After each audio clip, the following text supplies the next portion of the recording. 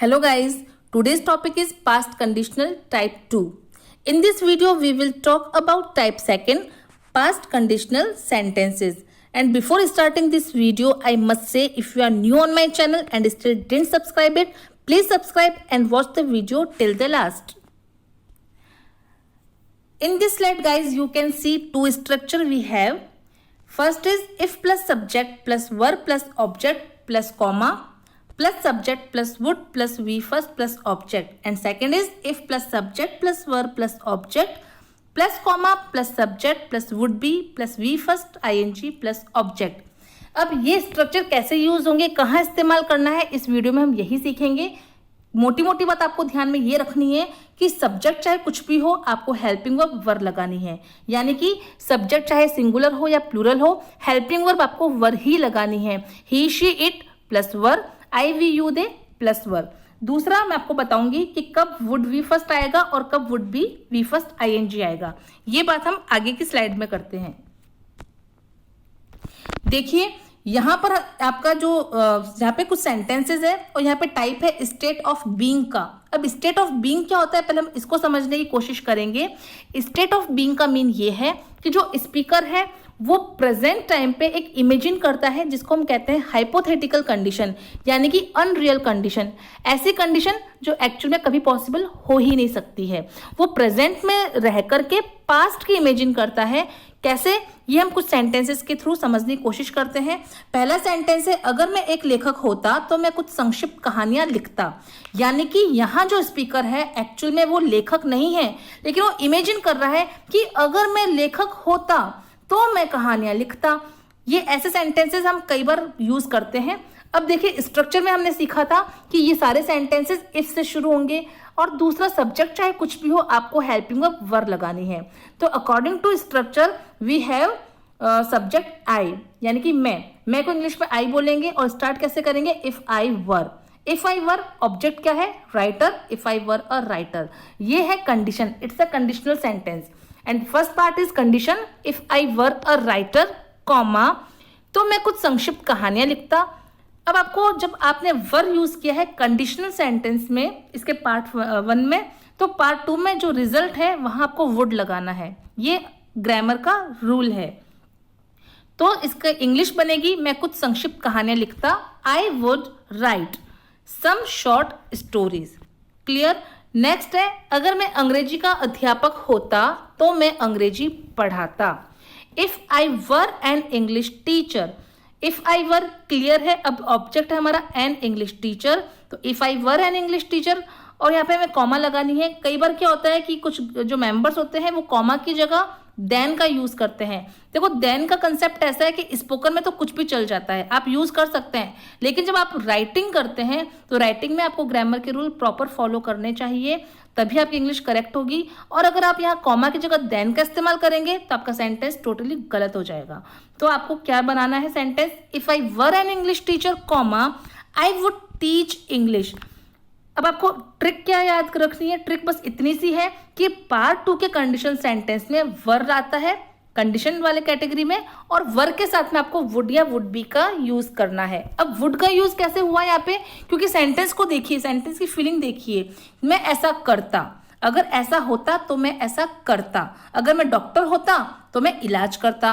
अगर मैं टीचर होता तो मैं पढ़ाता. ओके, तो करता. तो यहां पर हमें वुड लगाना है. लेकिन यही अगर सेंटेंस ऐसा होता कि अगर मैं जोधपुर होता तो मैं अभी शादी में डांस कर रहा होता. अब देखिए यहाँ पे करता नहीं है, यहाँ पर है कर रहा होता, यानी कि सेंटेंस कंटिन्यूटी शो कर रहा है. और जब भी कंटिन्यूटी शो होती है तो वहां पर एक्शन में आईएनजी लगता ही लगता है. अब यहाँ पर हम विल को past as a past use कर रहे हैं, क्योंकि जब हमने टाइप फर्स्ट में हमने देखा था वहां पे हमने विल लगाया था रिजल्ट वाले पार्ट में, लेकिन ये पार्ट 2 है और पास्ट कैटेगरी है तो यहाँ पर विल की फॉर्म वुड यूज हो रही है. और यहाँ पे अगर कंटिन्यू कैटेगरी आ रही है तो ऑब्वियसली हमें वुड के साथ में बी लगाना है. ये ग्रामर का रूल है. अब सेंटेंस देखिए अगर मैं जोधपुर होता तो मैं शादी में डांस कर रहा होता. ये भी एक हाइपोथेटिकल कंडीशन है. अब शादी हो गई है, अब वो शादी में नहीं जा सकता या अब उसके लिए शादी दोबारा कोई कर नहीं सकता, तो वो जस्ट एक इमेजिन कर रहा है कि काश अगर मैं शादी में गया होता तो मैं भी डांस कर रहा होता. तो सेंटेंस बनेगा simple if I were in Jodhpur comma I would be dancing in the marriage. अब यहाँ वुड बी का कंसेप्ट आपको शायद समझ में आ गया होगा। नेक्स्ट हमारा लास्ट इसमें सेंटेंस है, अगर वह एक अभिनेता होता। देखिए वो अभिनेता है नहीं, जस्ट एक इमेजिन की जा रही है कि अगर वो अभिनेता होता तो फिल्म में अभिनय कर रहा होता। तो if he were an actor comma he would be doing acting in the movie. He would be plus V first plus ing, that's why in this sentence do plus ing doing and acting in the movie। अब state of being आपको समझ में आ ही गया होगा। State of being में थोड़ा सा वापस बता देती हूँ। जो पर्सन है वो पर्टिकुलर प्रेजेंट टाइम में रह करके अपने बारे में इमेजिन करता है कि पास्ट में वो क्या करता या क्या होता, तो उसका रिजल्ट ऐसा होता। अब हम बात करते हैं इसके ही दूसरी कैटेगरी की, स्टेट ऑफ पोजीशन। अब स्टेट ऑफ पोजीशन में क्या होता है? पोजीशन जैसे कि किसी चीज पर अधिकार करना या कोई चीज अपने पास में होना। अब इसके सेंटेंस देख के आप समझ जाएंगे कि इसमें एक चीज आपको एक वर्ड कॉमन मिलेगा, वो है पास। पास और पास सेंटेंस है, अगर मेरे पास एक लैपटॉप होता। देखिए ये भी हाइपोथेटिकल कंडीशन है, उसके पास लैपटॉप है नहीं, वो जस्ट एक इमेजिन कर रहा है कि अगर होता तो वो क्या करता, तो मैं उस पर ऑफिस का काम कर रहा होता। अब यहाँ पे वो कह रहा है कर रहा होता, यानी कि पास्ट में अगर ये चीज होती तो पास्ट में वो कंटिन्यूटी करता उस चीज के साथ में, यानी कि अब सेंटेंस बनेगा। अब आपको यहाँ पर एक चीज ध्यान में रखनी है कि क्योंकि ये सेंटेंस पास्ट कैटेगरी का है, तो वैसे हम यूज क्या करते हैं, कोई चीज अपने पास में होने के लिए हैव का इस्तेमाल करते हैं, if I have. But this sentence is in past category, that's why we have to use had rather than have. Then sentence will be if I had. Second sentence में भी आप देख लीजिए, if I had, if I had, if I had common रहेगा। अब if I had के बाद जो भी थिंग की बात कर रहे हैं उस थिंग का नाम आपको रखना है। अब ये सेंटेंस है लैपटॉप, यहाँ पे ऑब्जेक्ट लैपटॉप है, that's why if I had a laptop.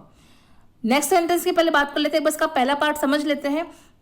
दूसरा है, अगर मेरे पास एक कार होती, if I had a car. अगर मेरे पास एक स्मार्टफोन होता, if I had a smartphone. इसी तरीके से अगर मेरे पास एक बंगला होता, if I had a bungalow. अगर मेरे पास एक पेन होता, if I had a pen. Clear है? अब इसके रिजल्ट की बात करते हैं। अगर मेरे पास एक लैपटॉप होता तो मैं उस पर ऑफिस का काम कर रहा होता, यानी कि ये कंटिन्यूटी की बात कर रहा है कि अगर ऐसा होता तो ऐसा हो रहा होता। अब यहां पर आपको पता ही है करना क्या है, बाकी रूल सेम रहेंगे जो हमने पहले किए थे। तो if I had a laptop comma I would be doing office work on it, यहाँ लैपटॉप के लिए आया है ऑन इट। नेक्स्ट है, अगर मेरे पास एक कार होती, if I had a car comma, तो मैं उसे चला रहा होता। अब रहा होता के लिए यहाँ पे आएगा would be, I would be driving it. It यहाँ पे कार के लिए आया है। अगर मेरे पास एक स्मार्टफोन होता तो मैं तुम्हें वीडियो कॉल करता। अब यहाँ पे कर रहा होता नहीं है, कंटिन्यूटी नहीं है, सिंपल है कि मैं करता, तो हम विल को वुड में चेंज कर देंगे। If I had a smartphone comma I would video call you. अब इसके एक और कैटेगरी पे बात करते हैं जो कि लास्ट है, स्टेट ऑफ एक्शन। अब स्टेट ऑफ एक्शन में क्या होता है कि एक्शन की बात कही जाती है कि अगर ऐसा होता तो ऐसा होता, मतलब यहाँ पे एक्शन होता है। अब ये आप इसके सेंटेंसेस से ज़्यादा अच्छे से समझेंगे। इसमें आपको एक चीज़ ध्यान में रखनी है कि स्टेट ऑफ एक्शन टाइप के सेंटेंसेस में वर्ब की सेकंड फॉर्म का इस्तेमाल किया जाता है, क्योंकि हमने टेंस वाले वीडियो जब हमने देखे थे, आपने देखे होंगे, उसमें मैंने आपको बता रखा है कि पास्ट सिंपल में वर्ब की सेकंड फॉर्म का इस्तेमाल किया जाता है। और ये सेंटेंस भी सिंपल पास्ट कैटेगरी कंडीशन में है, बस फर्क इतना सा है कि इसके अंदर कंडीशन का इस्तेमाल किया गया है। देखिए पहला सेंटेंस है, अगर वह आती तो मैं उससे मिलता। और हमने पास्ट सिंपल जब टेंस किए थे तो मैंने आपको यही बताया था कि कोई काम होता, उसके लास्ट में है या था थी थे नहीं आता है, ऐसा होता वैसा होता। स्ट्रक्चर देखिए, if plus subject plus V two, यानी कि वर्ब की सेकंड फॉर्म प्लस ऑब्जेक्ट, ये तो है कंडीशन। अब इसका रिजल्ट में आपको क्या लगाना है, would. Subject plus would plus V first plus object. Sentence है, अगर वह आती तो मैं उससे मिलता। इफ शी केम, अब केम क्यों है, क्योंकि पास्ट कैटेगरी का है। इफ शी केम, यहाँ पे हेल्पिंग वर्ब नहीं आएगी, वर्ब की सेकंड फॉर्म आएगी, क्योंकि पास्ट सिंपल में हेल्पिंग वर्ब का इस्तेमाल नहीं किया जाता है, वर्ब की सेकंड फॉर्म का इस्तेमाल किया जाता है। If she came I would meet her. अगर मैं जल्दी उठता तो व्यायाम करता। अभी उठा नहीं है, मतलब कि वो लेट उठा है, ये टाइम निकल चुका है, वो लेट उठा है, लेकिन लेट उठने के बाद वो क्या बात बोल रहा है कि अगर मैं जल्दी उठता तो व्यायाम करता। If I got up early, get की second form got, if I got up early comma I would do exercise. Next है, अगर मैं जानता कि पकोड़े कैसे बनाते हैं तो मैं उसे बनाता। अब बात ऐसी है कि वो जानता ही नहीं है, लेकिन if I knew how to cook fritters I would prepare it for me. अब ये कंडीशन आपको लगता है, हो सकता है आप इसको प्रेजेंट टाइप का समझ रहे हैं, लेकिन ये एक्चुअली प्रेजेंट का नहीं है। इस सेंटेंस की सिचुएशन को समझने की कोशिश कीजिए। ये सेंटेंस ऐसा है कि कोई गेस्ट आकर के चले गए हैं और ये बात हो रही है कि तुमने पकोड़े क्यों नहीं बनाए, तुम्हें पकोड़े बनाने चाहिए थे जब गेस्ट आए थे। तो उस कंडीशन में इस बात को कैसे बोला जा रहा है कि अगर मैं जानता तो मैं बनाता ना, मैं जानता ही नहीं तो मैं कैसे बनाता। तो अगर मैं जानता कि पकोड़े कैसे बनते हैं या कैसे बनाते हैं तो मैं उसे बनाता। If I knew how to cook fritters I would prepare it for me. If I knew यानी कि वर्ब की second form, how to cook fritters. अब देखिए कई बार क्या होता है कि हिंदी टू इंग्लिश की जाती है, जैसे हिंदी का सेंटेंस होता है उसको वैसे कन्वर्ट कर दिया जाता है, तो सेंटेंस गलत बनते हैं। तो इसीलिए सिचुएशन को पकड़ करके सेंटेंस बनाने चाहिए। तो ये सेंटेंस उसी टाइप का है, सिचुएशन को पकड़ो और फिर बनाओ। If I knew how to cook fritters I would prepare it for me. तो गाइज मैंने इस पूरे वीडियो में आपको state of being, state of action और स्टेट ऑफ पोजीशन की बात करी है, और इस कैटेगरी में मैंने आपको बताया है कि पास्ट कंडीशन के सेंटेंसेस कैसे बनाए जाते हैं। बस आपको एक बात ध्यान में रखनी है कि सब्जेक्ट आपका कुछ भी हो, आपको हेल्पिंग वर्ब का इस्तेमाल करना है। अगर पोजीशन है तो आपको हैड लगाना है, और अगर एक्शन है तो वर्ब की सेकंड फॉर्म लगानी है कंडीशन के पार्ट में। और जो आपका रिजल्ट वाला पार्ट है वहां आपको वुड लगाना है, लेकिन अगर कंटिन्यूटी शो कर रहा है आपका सेंटेंस तो would be plus action ING लगाना है। इन छोटी छोटी बातों का ध्यान रखना है और आपको इस पर मेहनत करनी है, प्रैक्टिस करनी है, क्योंकि ये ऐसा सेंटेंस है, ये ऐसा टाइप है कि बिना प्रैक्टिस आप इस पर महारत हासिल नहीं कर सकते। तो गाइज अगर आपको ये मेरा वीडियो पसंद आया है, अच्छा लगा है, तो प्लीज़ आप इसको लाइक कीजिए, शेयर कीजिए, comment and subscribe, and thanks for watching. Thank you.